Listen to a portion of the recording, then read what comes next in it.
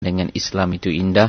Dan sebagaimana kita dah awalkan di awal tadi, ada juga yang tertanya-tanya, Ustaz Fahrul tak ada ke? Okey, jadi untuk kali ini kita akan mengisi kekosongan yang ditinggalkan Ustaz Fahrul seketika. Dia beritahu kurang sihat untuk bersama-sama kita pada kali ini. Alhamdulillah dapat kita bersama pula dengan Ustaz Muhammad Fahmi Muhammad Amin. Kita ucapkan terlebih dahulu selamat datang dan Assalamualaikum Ustaz. Waalaikumsalam warahmatullahi wabarakatuh. Apa khabar Ustaz? Alhamdulillah. Bertemu kembali kita Ustaz ya. Sebelum ni pernah bersama-sama dalam Usrah Nurani kan.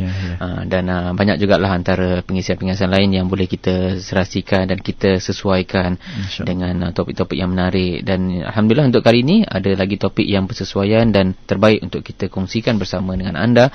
Tajuk kita, aset kita dunia akhirat. Jadi banyak yang ingin kita kongsikan, banyak yang ingin kita salurkan bersama dengan anda. Semoga bermanfaat untuk semua. Dan kita alu-alukan sebentar lagi, jika ada sebarang pertanyaan secara langsung boleh terus ke talian 03-620-51-500 ataupun SMS ke 39111 dan juga terus ke Facebook ikim.fm pada ketika ini. Baik, sebagai memulakan dan juga mengisi ruangan di awal pertemuan kita, sedikit pengisian yang terbaik yang boleh Ustaz Muhammad Fahmi kongsikan terlebih dahulu. Silakan Ustaz. Baik. Bismillahirrahmanirrahim. Assalamualaikum warahmatullahi wabarakatuh. Alhamdulillah wassalatu wassalamu ala Rasulillah wa ala alihi wa sahbihi wa man wala. Rabbana zidna ilman warzuqna fahman bi rahmatika ya arhamar rahimin. Allahumma faqihna fid din wa 'allimna at-ta'wil waj'alna minal ulama'il 'amilin, amma ba'd. Jadi terima kasih diucapkan kepada Ustaz Irwan dan juga sidang pendengar Radio IKIM yang dirahmati Allah SWT, yang mungkin hari ini tertunggu-tunggu suara Ustaz Fahrul Mak Joy untuk ke udara di radio, akan tetapi mestilah ada sedikit rasa kecewa juga. Saya sendiri pun biasa untuk bersama-sama mendengar kepada pengisian input yang disampaikan oleh Al-Fadhil Ustaz Fahrul yang masya-Allah cukup hebat. Jadi Al-Faqir pada hari ini hanya sebagai ganti saja, tayamum sajalah. Yang tayamum ni dia takkan jadi sehebat air lah, tapi insyaAllah maknanya cuba berkongsi untuk mengisikan juga insyaAllah. Mudah-mudahan perbincangan kita pada hari ini mendapat barakah rahmat daripada Allah Subhanahu wa Ta'ala sebagai halua telinga kita, seperti mana yang kita minta selalu pada Allah Subhanahu wa Ta'ala. Allahumma ja'alna mimman yastami'una al-qawla fayattabi'una ahsanah. Kita minta untuk kita ni dengar sesuatu dan lepas tu boleh kita aplikasikan, boleh kita ikut. Baik, sidang pendengar Radio IKIM yang dirahmati Allah SWT, tajuk yang kita nak bincangkan pada hari ini adalah aset kita dunia akhirat. Bila disebutkan aset, tuan-tuan, ini kita bukan nak cerita pasal keuangan, pengurusan keuangan. Tadi sebelum kita dah cerita pengurusan keuangan. Kita nak cerita aset ini adalah satu gambaran, satu analogi tentang pelaburan kita untuk masa hadapan. Bila disebutkan aset, maknanya kita beli hartanah contohnya, ataupun kita beli rumah. Pastinya aset itu kita akan mengimpikan bahawa aset itu akan memberikan pulangan kepada kita. Tapi yang kita nak ambil kiasnya di situ adalah aset yang kita nak bincangkan hari ini adalah anak-anak sebenarnya. Anak-anak itu adalah suatu amanah daripada Allah, dan hakikatnya dia adalah amanah dan merupakan juga, kita boleh sebut dia Ustaz sebagai satu aset. Aset. Jadi Allah Subhanahu Wa Taala ada orang-orang yang Allah anugerahkan dengan anak-anak, dan kita sendiri pun anak-anak kepada mak ayah kita. Dan kalau kita dah berkahwin, kita pun dah jadi ibu dan ayah, yang kita pun ada anak-anak. Jadi macam mana pun tajuk ni sebenarnya dekat sangat dengan kita. Setiap daripada kita pasti dia ada ibu dan ayah, walaupun ibu dan ayah dia dah meninggal ke ataupun masih hidup ke, yang pastinya kita ni takkan lahir ke dunia kalau tidak yang membawa kita ke dunia ni adalah mak dan ayah, sehingga kita diberikan ruang, peluang untuk kenal agama, untuk kumpul bekal hingga kita nak pergi ke negeri yang kekal abadi. Jadi bila kita nak ke sana, seseorang yang dikurniakan anak, aset itu pastilah dia akan menganggap dia untuk kita harapkan dia jadi satu pelaburan yang akan boleh bagi untung balik kat kita. Jadi macam mana anak-anak ni nak kita bentuk dia untuk dia boleh jadi aset. Ini sebagai mukadimah kita agak boleh bincangkan yang inilah. Maksudnya orang kalau beli rumah, beli tanah, dia tahu rumah tu dalam tempoh 5 tahun takkan naik, bahkan akan turun. Tapi biasanya rumah dengan tanah ni tak turun lah Ustaz ya. Harga dia tak turun lah. Tapi maksudnya kalau dia tahu maksudnya kawasan itu tak sesuai, tak strategi, kawasan yang akan banjir, banyaklah ini tips-tips orang nak beli rumah, beli tanah ni macam-macam lah. Jadi mungkin harganya tidak akan naik. Jadi rasanya orang tu tak akan beli untuk buat aset. Sebab dia rasa tak datangkan keuntungan. Jadi begitu juga dengan anak-anak. Apa tujuan kita nak bentuk anak-anak ni untuk kita dapatkan untuk jadikan aset. Dalam pendek kata mudahnya adalah kita semua daripada kita yang ada, yang menjadi mak dan ayah, kita teringin nak dapat anak yang soleh dan solehah. Ya? Kita teringin nak dapat anak yang soleh-soleh. Saya rasa tak ada orang, walau sejahat mana pun dia sebagai mak bapak, dia tak ada rasa nak anak yang ikut jahat sama dia. Yang pasti dia nakkan anak yang baik. Kita dapat tengok ramai kadang-kadang mak ayah yang maknanya mereka ni orang yang biasa-biasa sahaja, mungkin di zaman mudanya dididik juga dengan agak tidak ada situasi sekeliling, suasana sekeliling yang mendidik daripada sudut agama. Tapi tengok-tengok bila dah tua, dia hantar juga anak dia sekolah agama. Dia hantar anak dia pergi hafal Quran. Yang dia kata nanti kamu tolonglah kamu ngaji agama ni supaya kamu boleh dapat tolong mak. Begitu kan. Jadi harapan itu adalah pelaburan yang nak diambil semula. Cuma untuk mukadimah ini kita nak sebutkan bahawa setiap daripada kita teringin nak anak yang soleh dan solehah. Tapi bagaimana perkara utama yang paling penting untuk kita dapatkan anak dan soleh-solehah sebenarnya adalah kita terlebih dahulu perlu jadi anak yang soleh-solehah. Ramai orang dia nak anak soleh-solehah, tapi dia lupa yang dia tu pun adalah seorang anak sebelumnya. Sebelum dia ada anak pun dia tu anak kepada mak ayah dia. Jadi sebelum kita nak tengok kepada apa yang menjadi tanggungjawab kepada mak bapak dalam kita nakkan bentuk aset ini supaya jadi keuntungan dunia akhirat kita kena muhasabah dulu. Kita kena tengok dulu sebagai anak, kita sendiri sebagai anak, adakah kita ni dah jadi anak yang soleh kepada mak dan ayah kita. Sebab Nabi SAW pernah menyebutkan dalam satu hadis, if'al ma syi'ta, kamu buatlah apa yang kamu nak, kama tadinu tudan, seperti mana yang kamu buat itu, seperti itulah yang kamu akan diperbuat. Jadi itu maknanya kita sebutkan bahawa Allah Subhanahu Wa Taala apa yang kita berikan khidmat kita contohnya kepada mak dan ayah kita, sebagaimana yang kita bagi pada mak ayah kita, sebenarnya itulah nanti yang akan anak kita bagi pada kita. Saya teringat ada satu dulu iklan raya kot, iklan raya di TV, menarik, maknanya dia boleh kita extract dia punya moral daripada situ adalah ayahnya duduk satu meja makan, satu family, ayahnya ni terberak, terkencing, terkentut, muntah di situ, perkara yang menjijikkan lah bagi pandangan dia. Di meja makan itu, lalu diasingkan.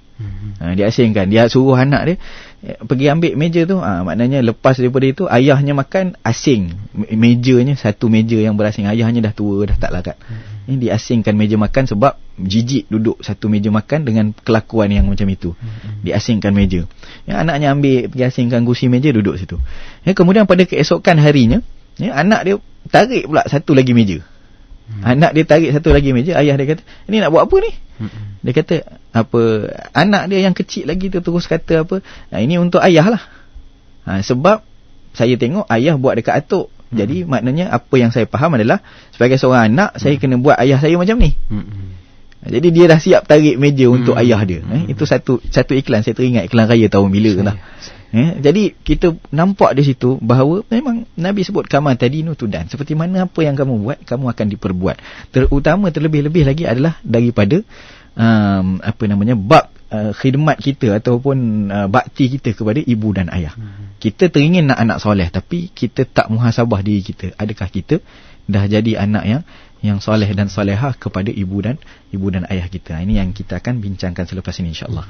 InsyaAllah. Alhamdulillah dapat kita bersama di awal pertemuan kita untuk waktu ini, dan sikit sebanyak dapat kita memahami. Juga banyak yang akan boleh anda sama-sama lontarkan persoalan secara langsung bersama-sama kita, Ustaz Muhammad Fahmi, Muhammad Amin, untuk kita bicarakan dan dapat kita berikan penyelesaian terbaik bersama dalam ruangan Islam itu Indah pada kali ini dengan membawakan tajuk perbincangan aset kita dunia akhirat. Jadi kita persilakan untuk anda selepas ini di talian 03 6205 1500 ataupun juga secara SMS ke 39111 dan juga di Facebook Kino FM. Kita nantikan persoalan apa saja yang boleh kita tanyakan dengan tajuk yang kita bawakan. Terus setia bersama kami di Radio Institut Kefahaman Islam Malaysia, IKIM FM. Pilihan utama anda kita berehat seketika.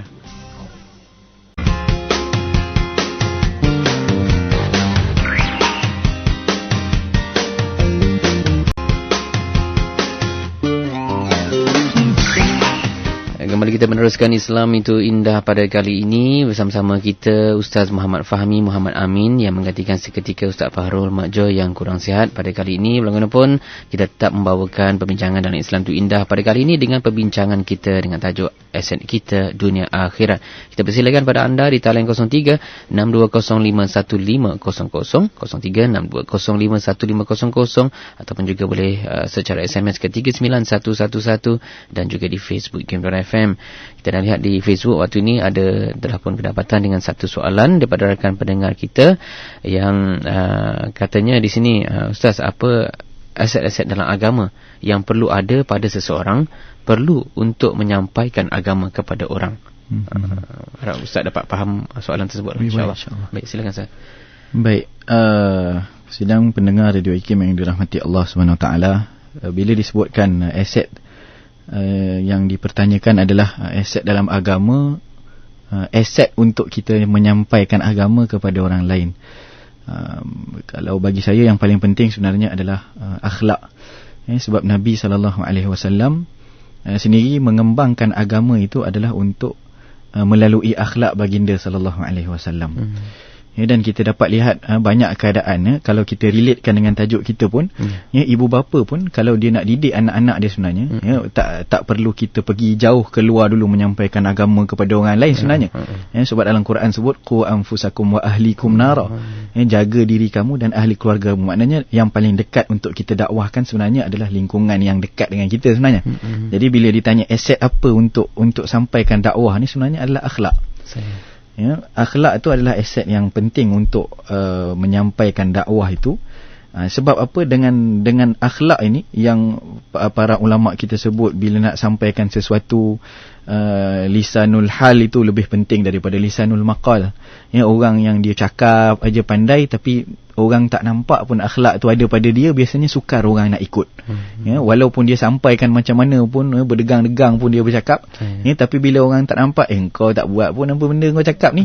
Jadi orang akan nampak macam seolah-olahnya apa yang dikata itu adalah tidak bertepatan dengan kelakuan. Akan tetapi kalau seseorang itu contohnya dalam menyampaikan dakwah, kalau dia bercakap sekali, dia tidak bercakap sekalipun tentang perkara itu, tapi orang nampak benda itu ada pada dia, orang akan sebut perkara itu sebagai satu kebaikan walaupun dia tak cakap. Dia tak cakap apa-apa tapi ditunjukkan. Itu disebutkan lisanul hal itu penting, terutama dalam mendidik anak-anak, membentuk anak-anak juga begitu. Kata seorang penyair, la tanha an khuluqin wa ta'ti mithlahu arun 'alaika idza fa'alta 'azimu. Jangan kamu halang satu perbuatan, satu akhlak, satu perangai, wa ta'ti mithlahu, tapi dalam masa yang sama kamu buat juga. Arun 'alaika idza fa'alta 'azimu, malu besarlah kalau didapati berbuat sedemikian, akan jadi perkara yang akan memalukan diri kita balik aje. Jadi di situ kita dapati bahawa perkara yang agak penting dalam dakwah, aset itu sebenarnya adalah akhlak. Itu jugalah yang kita nak terapkan kepada anak-anak. Jadi dalam perkara yang kita sebutkan tadi tentang aset, ini dakwah secara kecil lah, maknanya secara kepada keluarga, begitu jugalah yang umum kepada masyarakat. Jadi begitu juga adab kepada kita sebutkan tadi anak-anak, kita nakkan anak-anak yang soleh-solehah. Jadi kita terlebih dahulu kena praktikkan akhlak-akhlak kita kepada ibu dan ayah. Gitu. Jadi kita akan tengok beberapa adab-adabnya insya-Allah yang untuk kita bincangkan pada hari ini, untuk kita muhasabah balik adakah kita dah boleh jadi maknanya aset yang baik untuk ibu dan ayah kita. Alhamdulillah.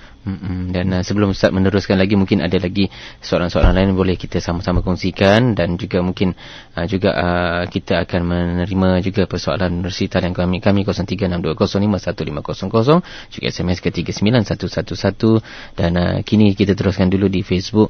Syariza Ahmad katanya Alhamdulillah, satu muhasabah terbaik, jazakallah khairan katanya Ustaz. Dan juga Sumaryanti Yati katanya Assalamualaikum Ustaz, macam mana cara menegur anak dengan teguran yang baik Ustaz? Mungkin Ustaz boleh berikan sedikit penyelesaian pencerahan terbaik. Baik. Jadi berkenaan bab menegur kepada anak. Menegur anak ni, yalah, saya pun ada anak juga. Kita semua pun ada anak juga. Teguran ini mesti kita kata disebutkan dilakukan dengan hikmah lah. Sebab macam pepatah Melayu kata apa, tarik rambut dalam tepung. Begitu kan. Jadi kalau keras sangat pun nanti dia lari je daripada kita. Kalau lembut sangat pun tak boleh juga, nanti dia akan pijak kepala juga. Jadi keadaan untuk tegur ni sebenarnya adalah banyak sebenarnya cara untuk menegur, dan tengok juga pada keadaan apa yang nak ditegur lah. Tapi kita boleh cuba aplikasikan cara yang agak disenangi, maknanya bukanlah dengan terlalu memarahi ataupun kadang-kadang melibatkan, sebab bila nak tegur ni kita tegur dengan emosi. Dan yang kita nak tegur tu bukanlah maknanya diri anak kita itu, tapi sebenarnya hak perangai dia yang bab tu je yang kita nak tegur. Jadi kadang-kadang dia melibatkan emosi, hak benda-benda baik yang dia dah buat tu kita lupa. Kita duk highlightkan sangat benda yang kita nak tegur, sampai kadang-kadang tu dia terasa aku ni macam dah tak ada kebaikan dah hak mak ayah aku cakap macam ni. Jadi dia akan rasa jauh. Jadi kalau anak-anak perempuan terutamanya lagilah, bila kadang-kadang tu ayah dia sendiri tak berkasar contohnya dengan dia dan sebagainya, dia akan rasa macam kasih sayang lelaki tu tidak ada di rumah. Jadi itu yang mudah berlaku. Anak-anak perempuan ini dia pergi ikut lelaki mana-mana tak tentu hala apa semua. Sebab apa? Sebab sebenarnya dia rasakan di rumah kasih sayang lelaki untuk dia tu tak komplit. Tak komplit. Jadi dalam keadaan yang macam itu, kita sebutkan bahawa macam-macam cara, antaranya adalah kita tegur melalui orang yang dia boleh terima. Itu salah satu juga. Kadang-kadang dia ada kawan baik dia. Kan contoh kan, kita dah pernah cakap lah, kita kata dah cakap elok-elok dah. Setengah orang kata dah cakap elok-elok tak makan juga, pakai cara Saidina Umar lah. Dia pergi terus cara Saidina Umar kan. Takkan semua nak lembut je. Tapi bila dah pergi cara Saidina Umar pula, dia libat dengan emosi dia pula. Lehnya Saidina Umar pun dia tak ikut, dia main ikut hawa nafsu dia je.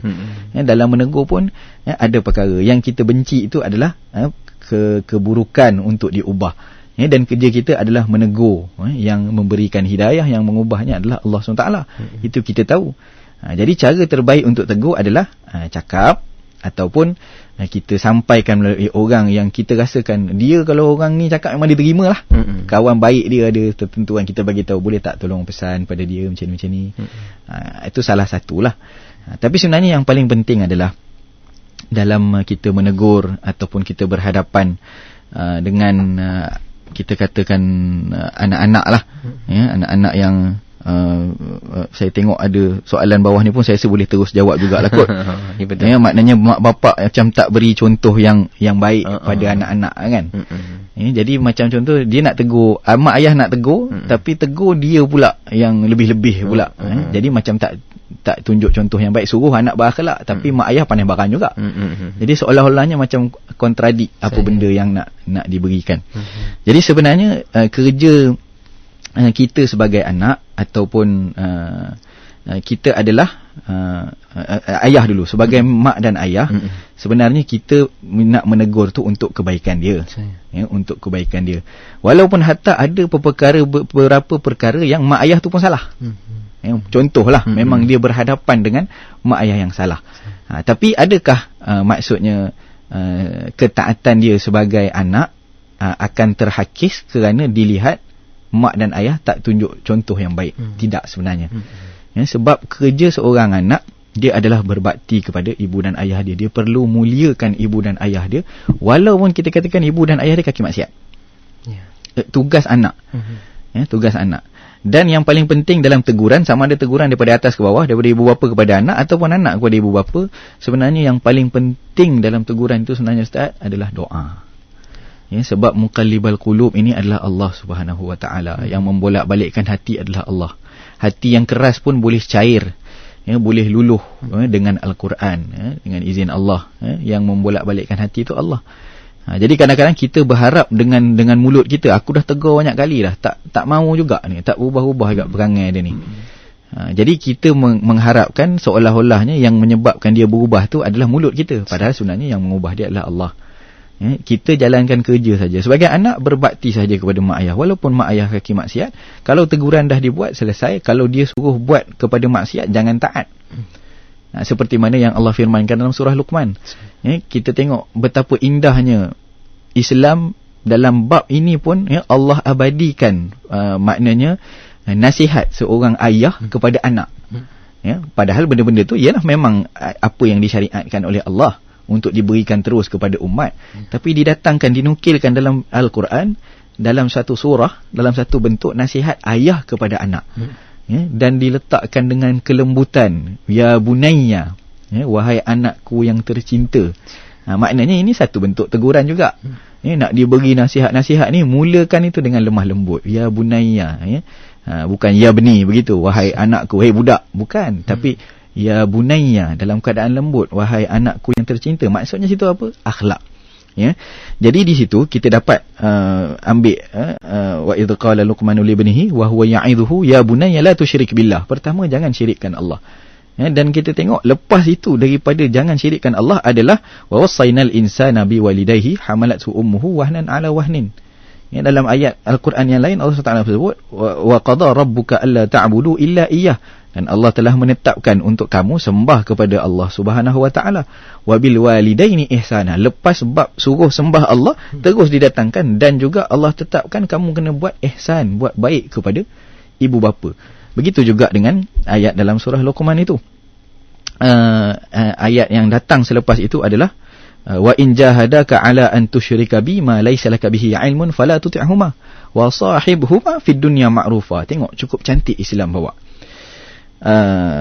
Kalaulah mak dan ayah itu bersungguh-sungguh dia, maknanya nak tarik kamu kepada kekufuran, suruh benda maksiat, suruh benda untuk jadi kufur, fala tuti'huma, jangan taat kepada dia.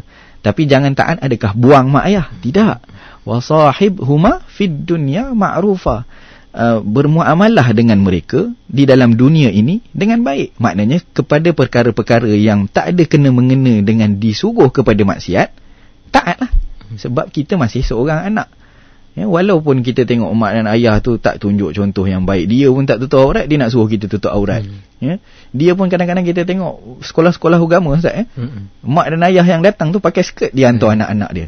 Anak dia kat sebelah tu pakai baju Melayu, kopiah semua. Yang memegang anak itu adalah pakai skirt, tak tutup aurat, rambut perangnya, Masya Allah. Kadang-kadang kita tengok suasana macam tu, nak pula dia hantar anak dia ke sekolah agama.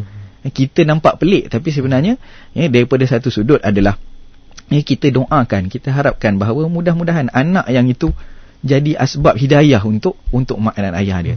Sebab kalau mak dan ayah dia dalam hati dia tak ada satu kebaikan, dia takkan nak, maknanya anak, biarlah anak aku tak faham agama, tapi tak, dia hantar juga anak dia sebab dia tahu pada agama ada kebaikan. Jadi keadaan seperti itu adalah bila kita tengok cukup indah apa yang dibawa oleh Islam.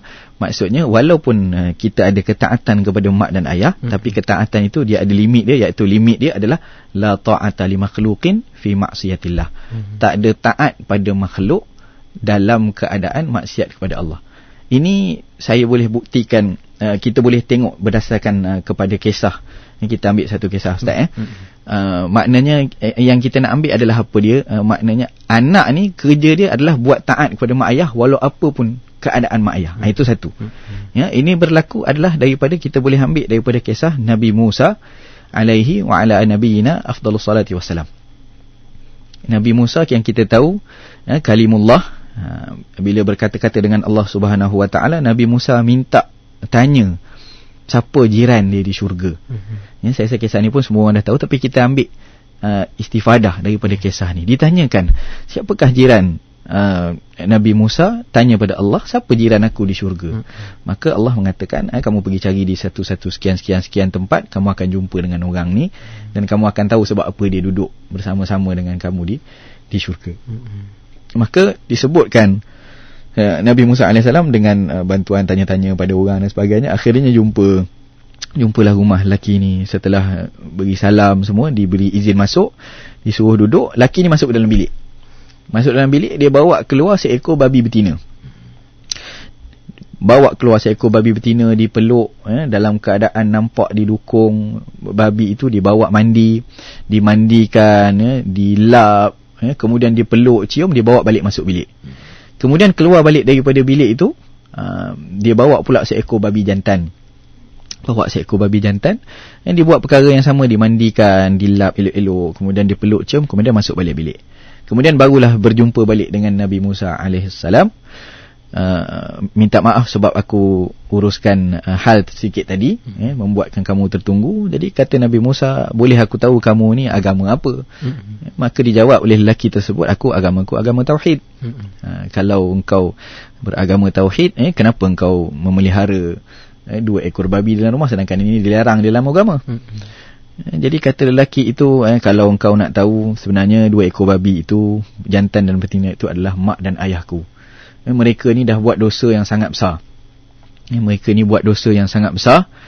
Menyebabkan Allah Subhanahu Wa Taala menukarkan rupa bentuk wajah mereka menjadi babi. Itu kata lelaki ini, itu urusan mereka dengan Allah. Kerja aku adalah sebagai anak. Itu keyword dia, itu urusan mereka dengan Allah. Aku sebagai anak, aku jalankan tanggungjawab aku, khidmat bakti aku, walau macam mana pun rupa mereka, aku tetap memelihara, menjaga mereka. Dan setiap hari aku berdoa agar Allah ampunkan dosa-dosa mereka dan tukarkan balik kepada rupa asal. Tapi doa aku itu masih belum dimakbulkan. Doa aku itu masih belum dimakbulkan. Maka selepas daripada itu, Nabi Musa AS dapat wahyu daripada Allah, bahawa lelaki ini, disebabkan dia ini dah dianggap di sisi Allah Subhanahu Wa Taala sebagai anak yang soleh, maka Allah angkat doa dia dan diperkenankan doa dia, diampunkan dosa dia, dan dimasukkan mak ayah dia tu dimasukkan ke dalam syurga juga, mana diampunkan dosa disebabkan anak tadi. Jadi kita boleh ambil apa daripada kisah ni? Walaupun keadaan kadang-kadang mak dan ayah tu adalah salahnya mungkin. Kadang-kadang tu yang anggap salah tu kita daripada anak, dengan pemikiran kita, dengan hawa nafsu kita. Kita rasa macam mak ayah dan ayah tu salah, padahal kadang-kadang mereka buat tu untuk kebaikan anak-anak. Tapi sebab kita dengan kepentingan diri kita rasa macam dengan memberontak, kadang-kadang jiwa muda. Itu je sebenarnya. Kadang-kadang kita boleh je kalau nak positifkan, nak mak ayah buat ni insya-Allah baiklah kot, kalau nak dipositifkan. Tapi biasanya kita akan dengan jiwa, dengan nafsu orang muda dan sebagainya, kita lebih kepada nak memberontak. Jadi kita tengok balik, Allah angkat darjat dia sebab khidmat dia. Sebab di akhirat Allah takkan tanya, kamu dapat anak soleh? Tidak. Tapi Allah akan tanya, apa usaha kamu untuk didik anak soleh? Begitu juga Allah takkan tanya di akhirat, kamu mak dan ayah kamu soleh tak? Dapat mak dan ayah misali tak? Maknanya orang yang taat dengan Allah tak, mak dan ayah kamu? Tak akan ditanya itu. Tapi apa khidmat kamu sebagai anak kepada mak dan ayah? Itu yang kita boleh ambil sedikit lah, insyaAllah. Alhamdulillah, itu dia dapat kita berikan. Dan kita ingin memberikan laluan pula pada pemanggil di talian 0362051500. Dipersilakan untuk mengutarakan persoalan anda waktu ini bersama-sama kita membawakan bagi topik kita yang kita telah pun sama-sama bawakan di peringkat awal hinggalah ke sekarang, aset kita dunia akhirat, bersama dengan Ustaz Muhammad Fahmi Muhammad Amin. 0362051500. Siapa di talian? Silakan. Assalamualaikum. Ya, waalaikumsalam warahmatullahi wabarakatuh. Baik, siapa di talian? Ya, saya Haji Alias Bersalam. Silakan Tuan Haji. Ya, tajuk yang sangat menarik lah. Dan sedikit pendapat dan pertanyaan lah kepada Ustaz ya. Dewasa ini sangat mencabar lah Ustaz ya. Saya duduk di kawasan industri di Shah Alam ni. Kebanyakan penduduk yang berpendapatan rendah terpaksa bekerja siang malam dengan suami isteri, Ustaz. Jadi ada kalanya berselisih lah. Jadi anak-anak dihantar ke pengasuh. Jadi saya lihat agak-agak kesian juga lah anak-anak terbiar. Bukan terbiar, maksud saya terabailah daripada segi pendidikan oleh kerana tuntutan semasa lah, Ustaz. Jadi bagaimana Ustaz kita menangani masalah yang saya rasa inilah cabaran dunia kita di Malaysia ini. Itu saja. Assalamualaikum. Waalaikumsalam warahmatullahi. Silakan Ustaz. Baik, ini pun satu perkara yang agak penting jugalah. Maknanya yang saya rasa kalau di bandar ni hampir setiap orang menghadapi kepada perkara ni kan. Jadi saya, kalau personally daripada pandangan saya adalah kita lihat kepada kadang-kadang tu anak kita ini apa yang kita nak daripada mereka. Contohnya kita harapkan, kalau kita nak harapkan kepada anak kita untuk dididik dengan apa yang kita inginkan mereka, seperti mana kita nak didik mereka sendiri, tapi kita tak ada leluasa untuk itu. Lalu sebahagian daripada kita meletakkan anak-anak di pengasuh ataupun di taska dan sebagainya. Dan dalam masa yang sama kita harapkan, kita pesan, kamu buat macam ni untuk anakku, kamu buat gini, jangan buat gini, tolong buat gini. Itu pesanan-pesanan itu kita bagi pada pengasuh kita. Tujuan dia apa? Tujuan dia sebab kita rasa kita nak didik anak kita, tapi kita tak ada masa, kita bagi pada dia. Padahal itu bukan anak dia. Anak itu anak kita. Kita nak didik, tapi kita suruh orang didik macam mana yang kita nak didik. Agak-agaknya orang akan buat ke orang tidak buat. Jadi itu satu perkara yang kita perlu nilai. Kita perlu nilai. Jadi kalau ikutkan personally, bagi saya tugas asal seorang ibu itu adalah dia dapat menyalurkan pendidikan yang khusus kepada anak dia. Maksudnya kalaupun memerlukan daripada segi kos dan sebagainya, kalau personally lah pada saya, better suamilah yang susah payah. Suami tak balik rumah pun tak apa, sibuk cari nafkah dan sebagainya untuk menampung keluarga. Kalau inginkan ada masa untuk anak, itu kita sebut tadi. Maknanya isteri itu better lepaslah jawatan tu. Untuk tapi ini pandangan saya lah. Ada orang kata kalau lepas tak ada duit makan, Ustaz. Itu maknanya terpulang pada masing-masing. Ada yang masing-masing dia memang nakkan, maknanya anak dia tu dapat belayan khusus daripada ibu. Contohnya ada setengah orang pula mungkin waktu anak dia kecil dia lepas dulu jawatan, anak dia dah agak besar sikit. Sebab sebenarnya 2 tahun pertama itulah sebenarnya dalam tempoh yang penting untuk anak. Sebab dia akan jadi basic dia akan jadi dasar dia. Kalau 2 tahun pertama dia dah dapat tarbiyah itu daripada orang lain, agak susah untuk dia nak adapt dengan suasana ibu dan ayah dia sendiri. Kita tengok pun kalau budak-budak anak angkat ke, contoh dihantar dekat ibu bapa lain kan, kadang-kadang tu mak ayah kandung dia tak rasa seperti mak ayah, seperti mana dia rasa pada mak ayah angkat dia. Sebab waktu umur basic itu sudah diletak kepada mereka. Jadi kita kena pertimbangan masing-masing punya ni lah. Cuma idea-idea itu, dasar-dasar teras itu kita ambil bahawa anak-anak ini dalam tempoh 2 tahun yang pertama itu terutamanya sebenarnya dia sangat mengharapkan kepada tarbiyah mak dan ayah secara khusus.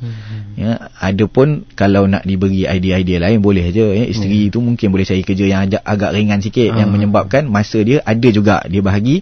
Mungkin kerja pagi je sampai tengah hari, tengah hari sampai malam dia masih ada dengan anak-anak dia. Jadi mungkin boleh macam itu. Jadi kita kena tengok keadaan, jangan kita maknanya menyalahkan kepada keadaan. Kami memang tak boleh, kami memang kerja pagi sampai malam, memang tak jumpa anak langsung. Yang buat tak jumpa tu kita. Jadi kadang-kadang tu perkara tersebut boleh dilakukan secara perbincangan, dan kita doalah pada Allah Subhanahu Wa Taala. Ya Allah, maknanya dengan usaha aku yang sedikit ini, yang penting berkat sebenarnya. Sebab antara perkara yang jadi tanggungjawab mak dan ayah sebenarnya untuk dapat anak yang soleh adalah memastikan perbelanjaan yang masuk ke dalam ahli keluarga tu berkat. Tak guna kita cari duit siang malam dapat banyak duit, tapi hakikat dia adalah terabai, ataupun kadang-kadang tu sampai membawa kepada yang unsur-unsur yang syubhah ataupun yang tak berkat. 300,000 duit yang masuk untuk dibagi kepada anak-anak daripada duit rasuah, contohnya, itu tak ada berkat, memang cepat habis, anak pun tak berapa nak jadi soleh berbanding daripada orang yang mungkin gaji dia 1,000 je sebulan, tapi diberi makan anak-anak elok-elok, cukup, apa semua tiap-tiap bulan, biarlah maknanya negatif pun ada berhutang-hutang dengan orang juga. Tapi maknanya berkat hidup tu, tengok anak-anak lapang, balik rumah boleh senyum, tengok anak-anak. Kita tengok ada je keadaan orang-orang yang yalah, walaupun duit dia banyak, pekerjaya dia bagus, tapi balik rumah tak ada mawaddah warahmah. Balik rumah dengan masa muka, itu kita tak nak macam tu. Kita sebut baiti jannati, rumahku syurgaku. Bila sebut rumahku syurgaku, syurga ni tempat yang semua orang nak masuk, yang mana kalau orang dah masuk, orang tak nak keluar perasaan dia. Jadi rumahku syurgaku adalah kita bentuk rumah kita tu ada anak-anak, ada isteri, dengan anak-anak kepada mak ayah pun semua boleh saling senyum-senyum, dan rumah tu jadi tempat yang paling bahagia untuk dia rasa dia nak balik. Wallahualam. Alhamdulillah. Baik Ustaz, kita pun dah sampai ke penghujung Ustaz dalam kita bawakan, dan juga mungkin ramai lagi yang ingin menebusi talian ataupun menerusi Facebook dan sebagainya. Kita mohon maaf berada di penghujung masa yang telah pun kita sampai waktu ini. Sebelum kita mengakhiri pertemuan kita pada kali ini Ustaz, mungkin Ustaz ada sedikit kesimpulan yang boleh kita rangkumkan bersama dengan tajuk kita, aset kita dunia akhirat. Silakan Ustaz. Jadi sebagai kesimpulan, sidang pendengar Radio IKIM yang dirahmati Allah Subhanahu wa taala, kita sebutkan bahawa di sini pun saya ingat satu lagi soalan last ni saya respon sebagai penutup lah. Maknanya yang ada yang tanya bagaimana yang tidak dikurniakan zuriat. Orang kata kita bincang hari ni aset mak dan ayah apa dan sebagainya, ada orang tak dapat anak. Jadi sebenarnya adalah kita rangkumkan dalam kesimpulan daripada hadis Nabi sallallahu alaihi wasallam. Nabi bersabda, idza mata ibnu adam inqata'a amalahu illa min thalath, sadaqatun jariyah, ilmun yuntafa'u bihi, wa waladun salih yad'u lahu. Hadis riwayat Muslim. Jadi bila mati sahaja seorang anak Adam, maka terputus segala amalannya melainkan 3. Yang pertama adalah sedekah jariah. Maknanya apa yang kita infakkan, apa yang kita bagi, itu memang dah masuk dalam akaun akhirat kita. Dan apa yang kita simpan belum tentu lagi jadi milik kita. Jadi yang akan berjalan itu kita letak kat tempat yang baik, selagi mana diguna pakai oleh orang untuk kebaikan, akan dapat pahala walaupun kita dah mati. Yang kedua adalah ilmun yuntafa'u bihi. Kita ajarkan orang buat baik, adal alal khair kafa'ilihi. Orang yang tunjuk kepada orang buat baik, dia dapat pahala sama macam orang buat, tidak mengurangkan sedikit pun pahala orang yang buat itu. Dia pun dapat saham sama. Begitu juga kalau buat jahat. Jadi ini aset juga. Dan yang ketiga adalah waladun salih yad'u lahu, anak yang soleh yang mendoakan. Jadi sebenarnya bagi yang tak ada zuriat, sebenarnya kita masih ada peluang ikut 2 aset ni. Aset akhirat kita. Yang pertama tadi, cuma ada orang yang datang daripada 3 sumber. Kan, ada orang yang dia bisnes, lepas tu dia buat beli rumah, aset dia, kemudian dia ada buat perniagaan emas, contoh. 3 sumber. Ada orang yang 2 je sumber dia. Maknanya kita ambil kesempatan, kita tengok keadaan kita. Jangan kita rasa putus asa, kita menyalahkan Allah Ta'ala, kenapa dah usaha macam-macam tak dapat zuriat. Tak ada masalah kalau tak dapat daripada situ, kita ada 2 lagi sumber. Saya ada seorang pensyarah yang saya tak sebutkanlah nama dia, yang dia tidak dikurniakan anak. Dia pernah sebutkan pada saya, gaji dia Ustaz, dia tak pernah simpan. Tak pernah ada simpanan gaji dia. Dia seorang pensyarah, dah memang bagi ilmu satu aset dah. Anak murid dia lepas mana dapat ilmu, amal pula kami jadi hari ni adalah sebab dia sampai sekarang pahala tu akan berjalan pada dia insya-Allah. Lepas tu pula dia kata, aku ni dah tak ada anak, maknanya dah kehilangan satu sumber aset. Jadi dia kata, apa lagi yang tinggal untuk aku kumpulkan untuk akhirat aku? 2 je tempat dia. Satu, ilmu, memang aku dah bagi ilmu dekat universiti. Satu lagi yang tinggal adalah infak. Apa guna aku simpan harta banyak-banyak? Dia buat masa dapat gaji, dia sisihkan cukup-cukup untuk perbelanjaan. Kemudian bakinya tu habis diinfakkan pada orang. Dan dia kata, ini 2 aset aja. Jadi dia tak kecewa, dia gembira, dan laki dia pun, dia suruh kahwin lain, laki dia pun tak nak. Ini baguslah, maknanya suami dia pun orang yang faham tentang agama. Kehidupan ni sementara sahaja. Jadi tujuan kita aset dunia, anak yang soleh akan menggembirakan kita di dunia, dan juga dengan doa-doa mereka bila kita dah mati, ini akan menggembirakan kita di akhirat, insya-Allah. Alhamdulillah. Itu dia segala rangkuman yang telah pun kita bawakan dalam kesimpulan di penghujung pertemuan untuk Islam itu Indah pada kali ini. Alhamdulillah, semoga memberikan manfaat untuk semua. Dan juga kita ucapkan banyak terima kasih pada Fadil Ustaz Muhammad Fahmi Muhammad Amin yang sudi bersama-sama untuk kali ini dalam Islam itu Indah. InsyaAllah Ustaz, jika ada kesempatan masa lain kita bertemu lagi Ustaz. InsyaAllah. Alhamdulillah, terima kasih atas ilmu yang telah pun dikongsikan. Jumpa lagi Ustaz. Assalamualaikum. Waalaikumsalam warahmatullahi wabarakatuh.